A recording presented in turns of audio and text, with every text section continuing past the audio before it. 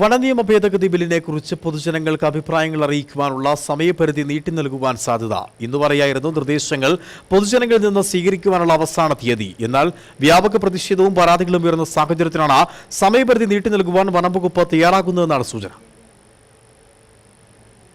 ഇന്നുവരെ പൊതുജനങ്ങളിൽ നിന്ന് അഭിപ്രായങ്ങളും നിർദ്ദേശങ്ങളും വനംവകുപ്പ് അഡീഷണൽ ചീഫ് സെക്രട്ടറിയുടെ ഔദ്യോഗിക വിലാസത്തിലോ ഇമെയിലിലോ അറിയിക്കണമെന്നായിരുന്നു നേരത്തെ വനംവകുപ്പ് മന്ത്രി അറിയിച്ചിരുന്നത്.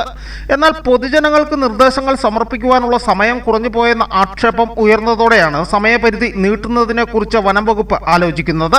വന്യജീവി സംഘർഷം, കൃഷിനാശം, പരിസ്ഥിതി ലോല മേഖലാ പ്രഖ്യാപനം, ബഫർ സോൺ, പട്ടയ നിരോധനം തുടങ്ങി നിരവധി പ്രശ്നങ്ങൾ മൂലം നട്ടം തിരിയുന്ന ഇടുക്കി ജില്ലയിൽ ഉൾപ്പെടെയുള്ള കർഷകർക്ക് നേരെയുള്ള വെല്ലുവിളിയാണ് വനനിയമ ഭേദഗതി ബില്ലെന്ന കർഷക സംഘടനകളും പ്രതിപക്ഷവും ആരോപിച്ചിരുന്നു.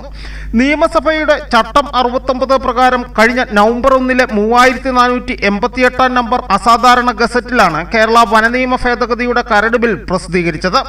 അടുത്ത വർഷത്തെ നിയമസഭാ സമ്മേളനത്തിൽ ബിൽ അവതരിപ്പിച്ച് അംഗീകാരം നേടാനായിരുന്നു വനംവകുപ്പിന്റെ നീക്കം.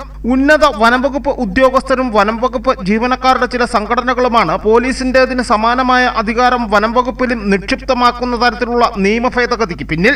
ബീറ്റ് ഫോറസ്റ്റ് ഓഫീസർക്ക് പോലും സംശയത്തിന്റെ പേരിൽ വാറന്റ് ഇല്ലാതെ ഒരാളെ അറസ്റ്റ് ചെയ്യാൻ കഴിയുന്ന നിയമ ഭേദഗതി ഒരു തരത്തിലും അംഗീകരിക്കില്ല എന്നാണ് വിവിധ സംഘടനകളും ആവശ്യപ്പെട്ടത്.